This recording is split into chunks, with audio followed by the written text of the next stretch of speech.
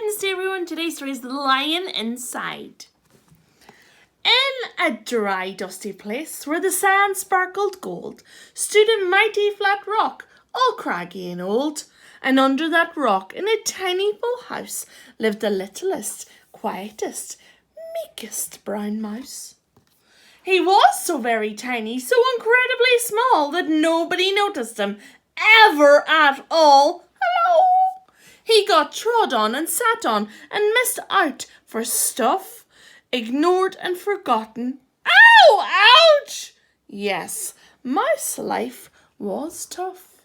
Meanwhile, far above, on top of the rock, times were quite different. It was Lion o'clock. This huge, toothsome creature made sure everyone saw how important he was by how loud he could roar.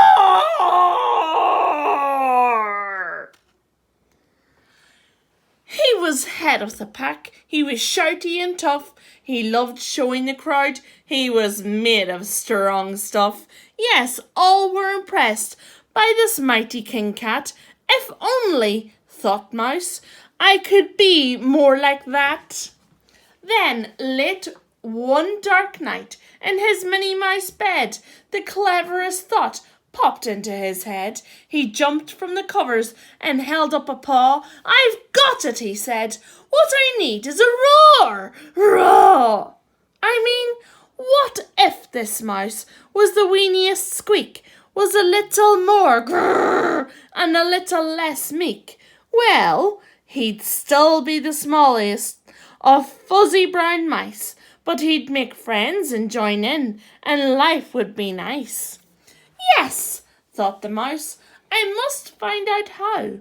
I will learn how to roar, and I will learn it now. But, oh my gosh, there was only one beast who could teach him this thing, but might make him a feast.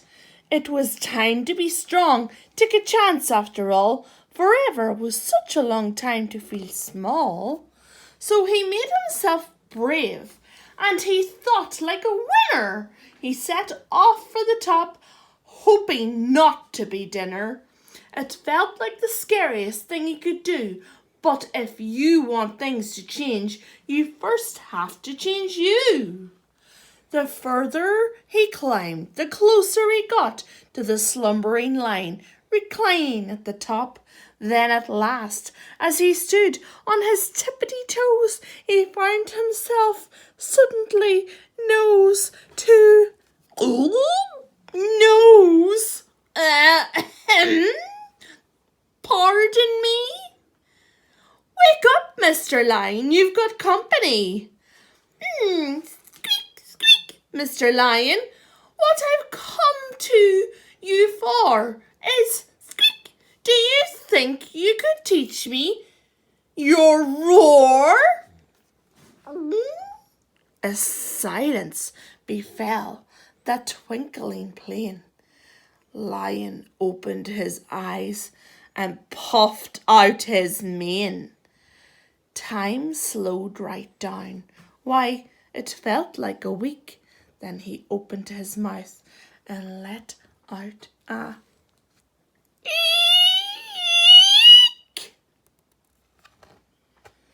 The lion was shaking, his paws all a-fumble. He was backing away with a scrambling tumble. Don't hurt me, he whimpered. Oh, try to be nice. Well, my goodness, this lion was frightened of mice. Don't worry, Mouse peeped. I'm a friend, not a foe. Let's rock this together. We'll have fun, don't you know?